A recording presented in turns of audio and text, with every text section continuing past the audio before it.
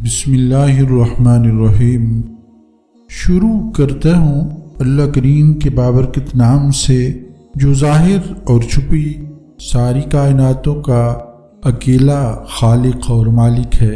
حقوق، ذات، صفات اور صفات کے تقاضوں میں کوئی اس کا شریک نہیں اور نہ ہی وہ شرکت کو جائز رکھتا ہے، اور انگنت رحمتیں نازل ہوں آپ صلی اللہ علیہ وسلم کی ذات اقدس پر، جنہیں اللہ کریم نے سارے عالم کے لیے رحمت بنا کر بھیجا، اور آپ کی آل پر۔ امام شافعی رحمہ اللہ امام مالک رحمہ اللہ کی ملاقات کی خواہش لے کر مدینہ منورہ پہنچتے ہیں۔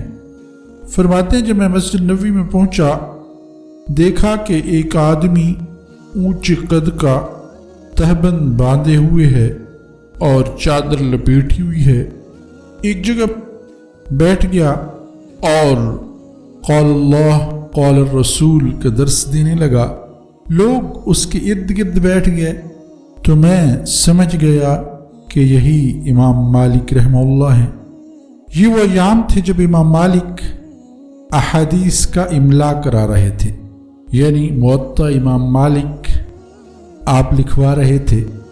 امام شافعی رحمہ اللہ کہتے ہیں میں نے ایک تنکا اٹھا لیا، کیونکہ میرے پاس قلم تو تھی نہیں، اور سوچا کہ یہی میری قلم ہے، اور ہاتھ کو اپنے سامنے کر لیا، سوچا یہی میرا قرطاس ہے، کاپی ہے۔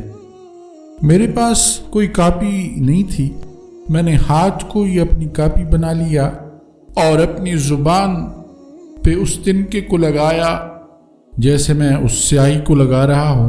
فرماتی میں نے اپنی لعاب کو سیاہی بنا لیا، پھر میں نے اپنی ہتھیلی پہ لکھنا شروع کر دیا۔ اب باقی طلباء تو کاغذوں پر لکھ رہے تھے، اور میں اپنے اسی قلم و قرطاس و سیاہی سے لکھ رہا تھا۔ اسی دوران امام مالک رحمہ اللہ کی نظر مجھ پہ پڑی۔ انہوں نے اس محفل میں 127 احادیث لکھوائیں۔ جب اگلی نماز کا وقت ہو گیا تو محفل برخاست ہو گئی، طلباء چلے گئے۔ اسی دوران امام مالک رحمہ اللہ نے مجھے دیکھا، مجھے اپنی طرف بلایا اور کہا اجنبی معلوم ہوتے ہو؟ میں نے کہا جی، مکہ مکرمہ سے آیا ہوں۔ کہنے لگے ہتھیلی پہ تم کیا لکھ رہے تھے؟ میں نے کہا احادیث لکھ رہا تھا۔ کہنے لگے دکھاؤ۔ میں نے دکھایا تو ہتھیلی تو ظاہر ہے صاف تھی، کچھ لکھا ہوا نہیں تھا۔ کہا یہاں تو کچھ نہیں لکھا۔ کہتے میں نے کہا کہ میرے پاس قلم نہیں تھا، کاغذ بھی نہیں تھا، تو میں نے آپ جو املا لکھوا رہے تھے اس کی نسبت اور اس کے ساتھ مشابہت اپنانے کے لیے تنکے سے بیٹھا ہتھیلی پہ لکھ رہا تھا۔ اس پر امام مالک ناراض ہوئے کہ یہ تو حدیث کے ادب کے خلاف ہے، تم نے اس طرح سے لکھا۔ تو میں نے کہا کہ میں تو صرف مناسبت اور مشابہت پیدا کرنے کے لیے ایسا کر رہا تھا، حقیقت میں تو میں آپ کی بیان کردہ احادیث کو اپنے دل پہ لکھ رہا تھا۔ تو امام مالک کہنے لگے کہ اچھا، اگر دل میں لکھ رہے تھے تو مجھے چند ایک روایات اس میں سے سنا دو تو مجھے بھی پتہ چلے۔ فرمانے لگے میں نے ان کو ایک سے لے کر 127 احادیث متن اور سند کے ساتھ سنا دی، اور پھر اسی ترتیب سے جس ترتیب سے امام مالک رحمہ اللہ نے املا کروائی تھی۔ امام مالک بڑے خوش ہوئے، کہنے لگے اچھا نوجوان، تو میرا مہمان بن جا۔ امام شافعی فرماتے ہیں اندھے کو کیا چاہیے تو آنکھیں، میں تو پہلے ہی سے تیار تھا۔ میں نے عرض کیا میں تیار ہوں۔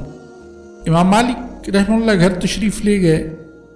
امام مالک کے گھر میں ان کی بیٹیاں تھیں، اور وہ عالمہ تھی، حدیث کی حافظہ تھی، قرآن مجید بھی یاد کیا ہوا تھا، نہایت متقی اور پاک باز خواتین۔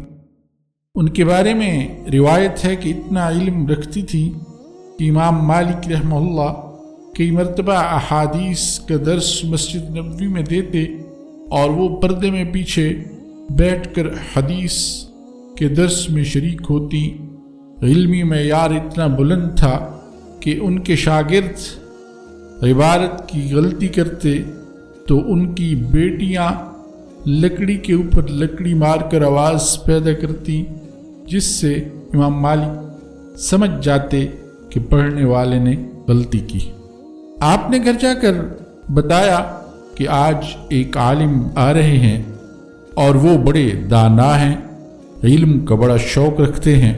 انہوں نے گھر میں کھانے کا بڑا اہتمام کیا، بستر لگایا، مصلی بچھایا، لوٹا پانی کے بھر کے رکھا۔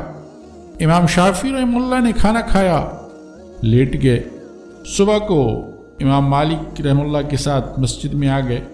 جب اشراق کی نماز پڑھ کر واپس گھر گئے، امام شافعی سے کہا کہ میری بیٹیوں کو آپ پر اعتراض ہے کہ آپ نے تو کہا تھا کہ یہ بڑا نیک آدمی ہے اور اچھا انسان ہے، لیکن ہمیں ان پر اعتراض ہے کہ سارا کھانا جو انہیں پیش کیا گیا انہوں نے تنہا کھا لیا، پھر ہم نے مصلی بچھایا ان کے لیے، پانی کا برتن بھر کے رکھا، لیکن جیسا مصلی بچھایا تھا صبح کو ویسا ہی رکھا ملا اور پانی بھی جوں کا توں۔ تہجد کی نماز تک نہ پڑی، اور پھر مسجد میں تو وضو کا انتظام بھی نہیں، لوگ گھروں سے وضو کر کے جاتے ہیں، اور اس طرح یہ آپ کے ساتھ بغیر وضو کیے ہوئے مسجد چلے گئے۔ تو یہ ساری باتیں ہماری سمجھ سے تو بالاتر ہیں۔ امام شافعی رحمہ اللہ نے جواب دیا کہ بات یہ ہے کہ جب میں نے آپ کے گھر کا کھانا کھایا تو وہ اتنا بابرکت اور پرنور تھا کہ ہر لقمہ کھانے پہ میرا سینہ منور ہوتا گیا اور میرے بدن میں ایسی برکت آئی کہ میں نے اس سارے کھانے کو اپنے بدن کا جز بنا لیا۔ پھر فرمایا میں لیٹ گیا اور نیند تو میرے آنکھوں سے دور ہی رہی، اور اسی دوران میں احادیث میں غور کرتا رہا، اور ایک حدیث جو آپ صلی اللہ علیہ وسلم کا فرمان ہے اور جو آپ نے چھوٹے بچے سے شفقت کے اظہار اور محبت کے اظہار میں فرمایا تھا، آپ کا فرمان یا ابا عمیر ما فعل النغیر، یہ چند الفاظ پہ مشتمل آپ صلی اللہ علیہ وسلم کا مبارک فرمان، میں اس میں غور کرتا رہا، اور آج کی رات میں نے چند الفاظ سے فقہ کے 40 مسائل اخذ کیے، اور چونکہ میرا وضو باقی تھا اسی دوران مجھے نیند تو آئی نہیں، آنکھ لگی نہیں، اور کوئی اور بھی وضو کا ناقض عارضہ پیش نہیں آیا، تو میں نے فجر کی نماز بھی اسی عشاء والے وضو سے ادا کی۔